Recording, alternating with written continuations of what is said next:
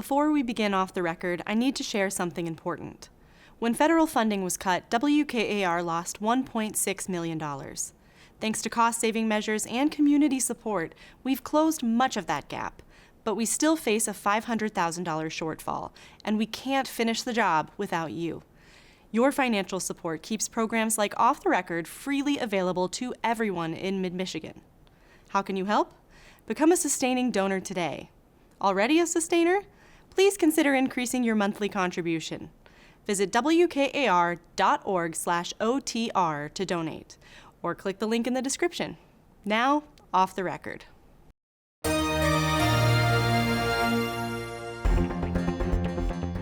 The governor and lawmakers do a victory lap on the new state budget, and the House Republican floor leader, Representative Bryan Posthumus, is here to give his take on all that.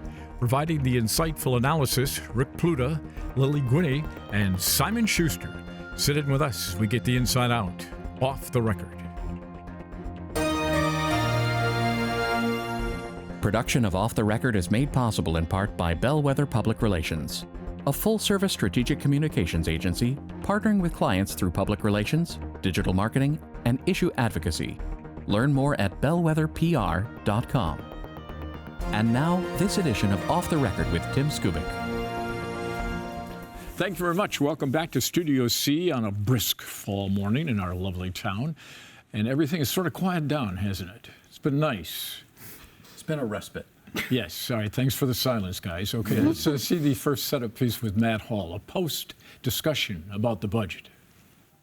House Republican Speaker Matt Hall did a deep 26-minute dive into all the inside skinny that unfolded during that protracted budget debate to avoid a government shutdown. The Speaker credits his solid relationship with the governor for getting this job done. I really think the reason that all of this got done is because Governor Whitmer and I have really forged a good working relationship. I never really thought that we would have come into this and had so much alignment with Governor Whitmer. The two of them aligned on spending less on pork barrel spending. Last year it was $1 billion. This year, $460 million. And the Speaker was most pleased that now lawmakers and citizens will know all of the pork details before there is a vote and not after, which is what the Senate Democrats wanted, according to the Speaker, and they didn't want to give in. Democrats wouldn't cave on the pork disclosure, and I wasn't going to cave on not having the disclosure. And finally, they wanted the pork so bad they agreed to make heat permanent. But he reveals here for the first time that he and the governor had a major disagreement, if you will, getting state workers back into the downtown offices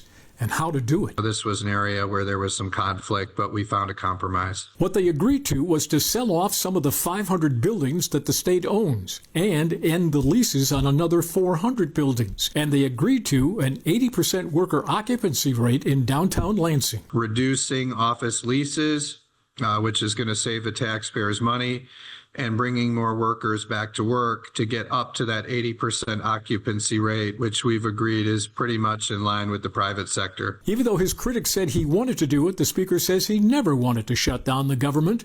And now, in the aftermath of all this, he was asked a penetrating question with a really surprising answer. What did you learn about yourself through this process? Anything?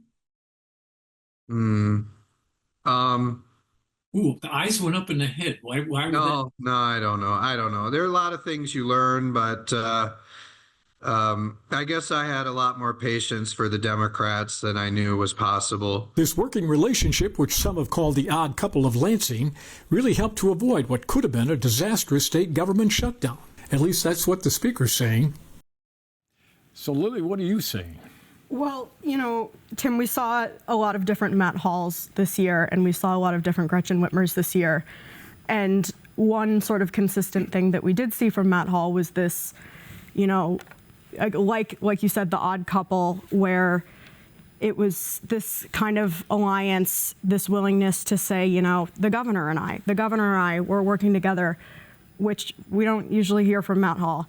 And the kind of feeling of seeing Matt Hall align with the governor was very specific, I think very intentional to single out, I think, in the Speaker's mind, Senate Democrats and Winnie Divide and Brinks, conquer. if you will, yes, in so many words. And now that that's, everything is squared away and done and dusted, I wonder if maybe that rhetoric is going to continue, or if we'll see for the rest of the legislative session that sort of taper off a bit. Mm-hmm. I think, the House Speaker can read approval polls. He knows that the governor is a popular political figure in a battleground state, in a time of very divisive politics, which is something pretty unique. And aligning himself with that clearly reaps benefits. At the same time, doing that in modern Republican politics is particularly difficult because you also have to make sure that you're serving red meat to the MAGA base at the same time. And so we saw that over and over again in his talking points. And so he sort of was looking to, have the best of both worlds here. And I think that, he was able to claim some wins from this budget, particularly the 3-year tax cuts on tips, overtime, and Social Security. And then, of course, some of these cuts that, he was also had been pushing for throughout the budgetary process. And so he sort of, I'd say more or less threaded the needle.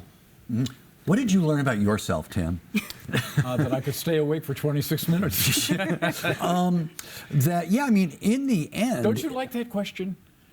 Don't you like that question? What did you learn about yourself? Yeah, this is a very unusual. We've never seen a budget process like this before in this town. Well, it's been a while. God, I hope we never see one like it again. That would be a good point too, Lou. Okay? One of the interesting things about this budget was that in the end, it was a very bipartisan budget with Hugely. a lot of give and take.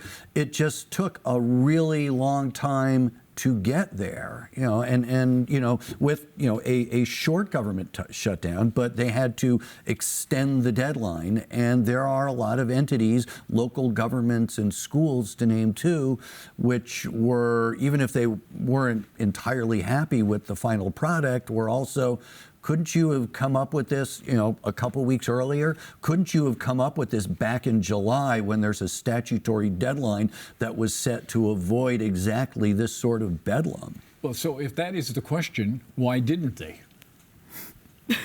Good one, eh? Anyone's best guess. Well, what did they learn about themselves in this process? What did they learn about themselves? And I think that's certainly covering education a lot. That's the question that everyone in education is asking: is what was the holdup? And I know for folks in education, their answer is the roads plan, the decision to attach a road funding plan to the budget. And there's some heartburn in the education community over that. The feeling, picking roads over kids was kind of the mantra there. It was a wonderful line. Well, they love to use it. It is a great line. Yeah, I'm glad you like it because you haven't heard the last of it. Oh yes. Well, it will come back. The politicians are taking credit for the quote record spending. Yes. If you talk to the education people, they say, guess what, folks? We're still behind the 8 ball on inflation. This record spending doesn't bring us to where we need to be. And if they had brought us to where to be, we'd have brought in all of those special tutors, the reading specialists, the other stuff you need to boost the scores. Mm-hmm. Yeah, I think that there's obviously a lot of work to be done on that front too. And as to your earlier point about what took this budget so long, if you talk to Matt Hall and Republican lawmakers, they're going to say that it was all the work that they did to identify, as they call it, fraud, waste, and abuse. Waste, fraud, and abuse. Excuse me. Simon. Yes, waste, fraud. Get the word correct. My mantras are unpolished, but. But what I think is, in terms of where the proof is in the pudding here, we've seen some cuts in this budget, but now there's another fiscal year coming up. Whether we're going to see a Republican House majority that continues to sort of provide more aggressive oversight, and there's a lot of easy targets in politics and government, right, where you can go after spending targets that are sort of inherently partisan and political. But if we're going to see, I'm curious whether we're going to see oversight functions on things that are a little bit more boring, a little bit more mundane, and that if this legislature is more committed to sort of providing these oversight functions in a more holistic way. I think heading into an election year, that mundane and boring might not be where they're looking to. I got to maintain my idealistic spirit here. Well, also heading into the election, I think the honeymoon between Mr. Speaker and the governor ends. I think there's a ticking time bomb on that one. Oh, I'm sure. I mean that as soon as this was over, that you saw, a lot more of the old Matt Hall emerge, talking about how this was all because of House Republicans, which to some degree should be expected, but that he brought the Democrats to heel on the road package. Oh, absolutely. Did we all agree on that? Yes. Yes. Well, I mean, we had two parties asking for $3 billion, and they didn't get there. They got, a little under 2. Yeah. Yeah, but we knew that. They were never going to get to 3. They were never going to get to 4. But his patience. I had more patience with Democrats coming out of his mouth. Yeah. Did you laugh when you heard that? Then he thought, because he wasn't. Ask Ranjiv Puri, the House Democratic leader, whether or not he feels like Matt Hall, who excoriated him on a regular basis as irrelevant, talked about trying to just cut out the Democrats and negotiate directly with the government. What about what he brings? Right. Well, exactly. Maybe that's what comes with realizing you're still a minority within the larger legislative picture, despite being a majority party leader in your chamber. Recognizing it's a bicameral system. It is, yes. With the notification that this really has nothing to do with anything, I still have to bring it up. Why did she sign the budget behind closed doors? Your guess is as good as anyone's, and I mean, as someone who didn't get the advisory inviting us to the event in Trenton to sign the education budget. You noticed that. Yeah. Yes. We were also not invited. Yeah. Well, nobody was. Well, a handful of TV stations and I believe the Detroit papers were invited to the Trenton signing event. She didn't want to invite us there? I guess not. It's hard to say. I got bad news, Tim. No one cares about the feelings of reporters. Absolutely, and as well it should be. And crucially, the governor also took questions at that event. Yes. Whereas if you're having a private budget ceremony, then there's no chance of that ever happening. And I'll say this is like, I understand there are certain things that you do because you got to get them done quick and you want to get them done for legal deadlines, and there are certain deadlines that need to be met, but this wasn't that type of situation. We had that continuation budget that gave the governor until October 8th. That was clearly a deadline that was always going to be met. And I'll use a little bit of a sports analogy here because we're in football season. My Michigan State Spartans got soundly housed by Nebraska last weekend. Unfortunately, my 20-year-old quarterback, Aiden Childs, got sacked into oblivion and made himself more available to media in the week that followed than Governor Gretchen Whitmer has made herself to Lansing Press in the last 2 months. This is actually totally understandable. Politics, in large extent, most politicians are control freaks. Okay, if they could, they would take us out of every equation if they could get away with it. And most of them do pretty well. So what does the governor's office do? She sends out a picture with 2 D's and 2 R's standing next to her. Everybody's smiling. And then the office issues a video. Okay, now on TV, I got to use it. I have no choice. She gets to control the entire message, okay? Now, I didn't run the whole thing. I took the sound bites that I thought were relevant. But I think that's what that was all about. You think? Yeah. You think you thought deeply and came to that conclusion? It took me about 3 hours to get there, but I got there. Yeah, it's look, I mean, in this second term, when's the last time that the governor held a news conference in Lansing in the press auditorium with an open Q&A session? I think it was 1942. I can actually tell you, Rick. Okay. Because it was actually last year's budget presentation afterwards. She did hold a press conference in the Romney building at that beautiful, it's a very nice press room. It was the first time I had ever been in it. And someone told me, she used to actually do this during the pandemic every week or something like that. Like there used to be every other day. And I was shocked by that. I was like, wait, she used to do a press conference in this building? But the salient point being that this is a lot more about controlling the message as we get further and further into this second term. And that's because coming out of this budget, there's major unanswered questions. Absolutely. The chief, in my mind, is that there's been an agreement that they're going to work on a replacement for the now what is effectively defunded SOAR, her key economic development plan, and we don't know what the contours of that are going to look like at all. Not to mention the marijuana lawsuit that was just a second immediately. before we get to that, because I don't want to forget this. The governor, give her credit, she did do a number of Zoom TV interviews after the budget, okay, which is a little different one-on-one, okay, because she can handle the anchor guys in Detroit or the outstate Michigan people, okay, so I give her credit for that. And we got a phone interview as well. Right. I mean, Yeah. it's and that is definitely an excellent and fair point. And I mean, the point was more about open Q&As where you just, take all questions from the press corps. It's been a long time if since that reporters are happened. smart, they bounce off of what somebody. If Simon raises a good point and she shuts him off, you're supposed to pick up where Simon left off and follow. That doesn't always happen. All right, we got to call in our guest, who's the House Republican floor leader, Bryan Posthumus.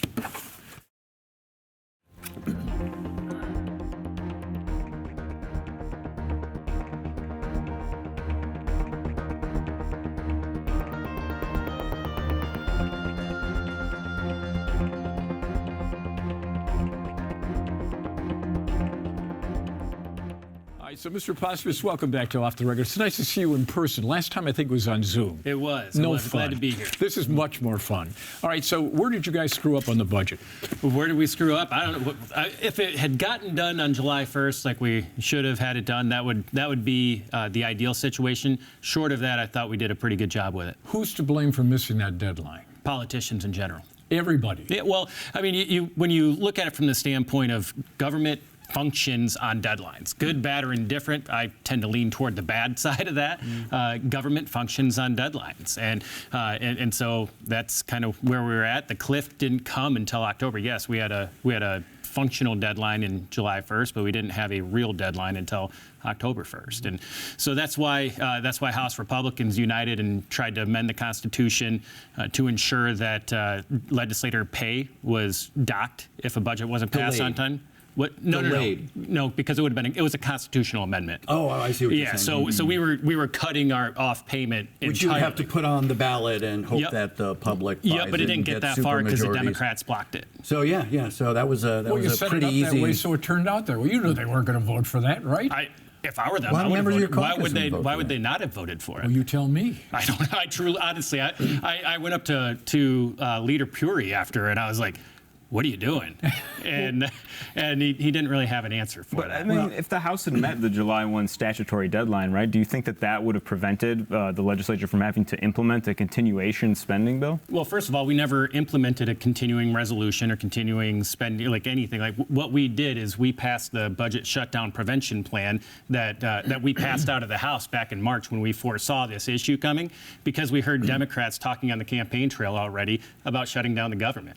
I guess, how many months? I mean, you were late to start this process. How many months did you need to, meet a July 1st deadline? It's an 84. Well, at the time it was an 80.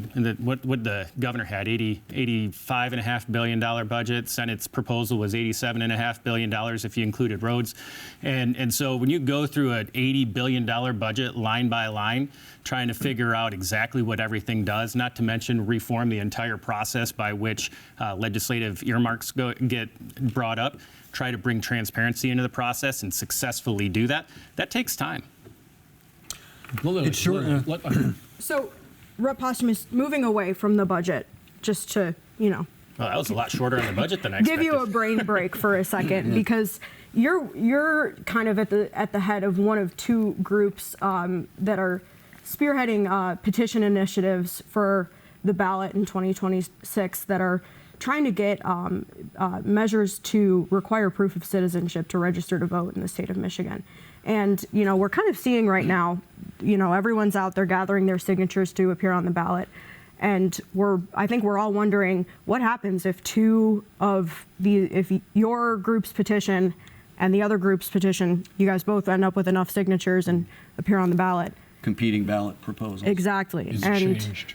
Yeah, so that won't happen. Yeah, basically, the campaign side of the operations has been turned over to Americans for citizen-only voting. They're handling the petition gathering and the campaign side of it. So there's only going to be one of those issues, if you get the names. As far as I'm concerned, yeah. I would like to return to an aspect of the budget, Please. which is the court case that was filed by, actually 2 court cases filed by marijuana organizations. That's a $420 million question. We've all talked to constitutional law experts that there seems to be a split analysis on whether that's going to happen, but it certainly seems like a possibility, a real possibility. Do you have a plan B for replacing that $420 million if you lose in court? Look, the revenue increase was what the Democrats wanted, and so that was a concession that Republicans made. I was a no on it. I think you all probably know that, but that was a concession that the Republicans made. If they can't deliver on that, then it looks like we should probably just go back to the House Republican budget as it stood when we passed that.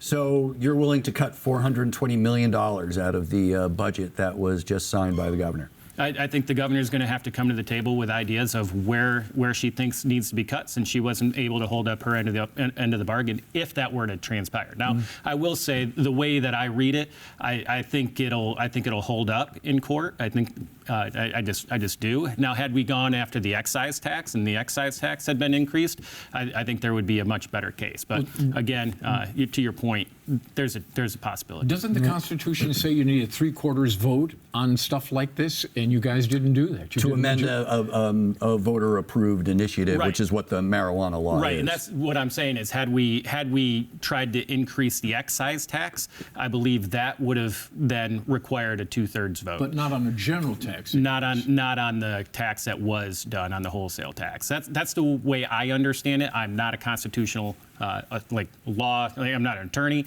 but that's the way I read it. That said, to your point, it's possible.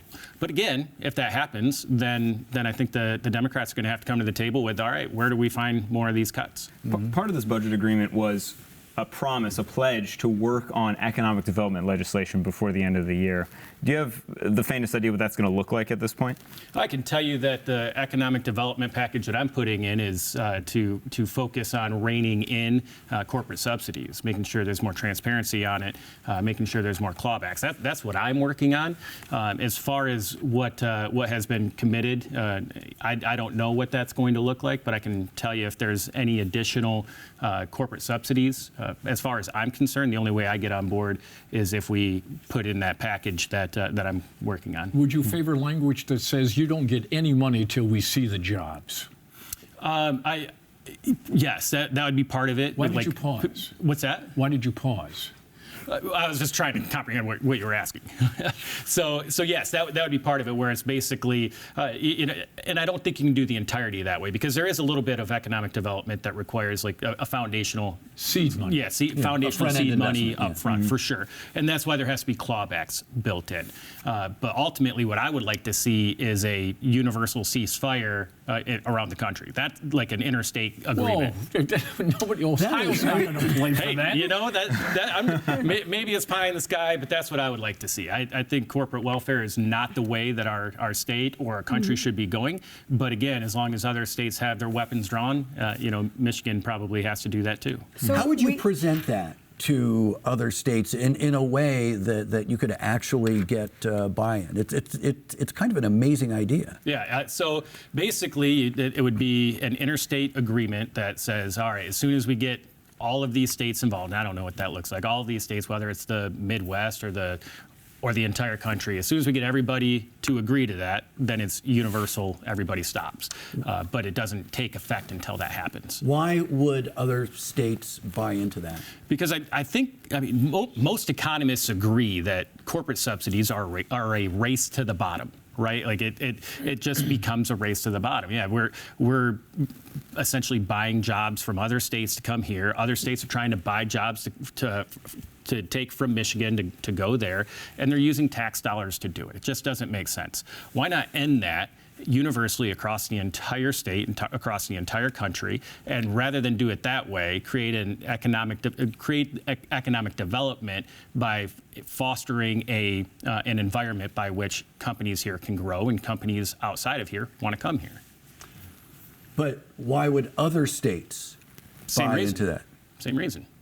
I mean, you don't see this as a zero-sum game, that there are just instances where a factory is going to locate in this state or in that state?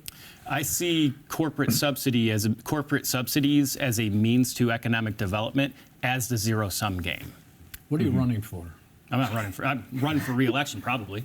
Nothing. What about after that? That's too far after that. You're talking 3 years down the road. Well, that's a blip.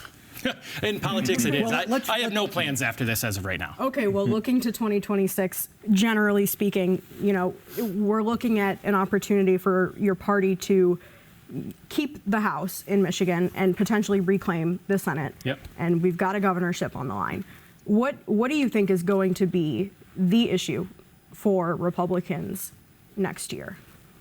I think there's going to be a couple. I do believe that citizen-only voting is going to be a big issue. I think that's going to be an issue that you see Mayor Duggan talking about as he's running for governor. I think it's going to be interesting, a way for him to differentiate himself between Jocelyn Benson or whoever the Democrat nominee is going to be. I also believe that handling of crime and public safety is going to be a fundamental issue. It ranks 3% in the polls. I'm sorry? It ranks 3% in the polls of concern among voters. Well, it's always been effective. It was effective last cycle. It'll probably be effective this cycle. Mm-hmm. But is it fair to use that when overall crime rates are going down?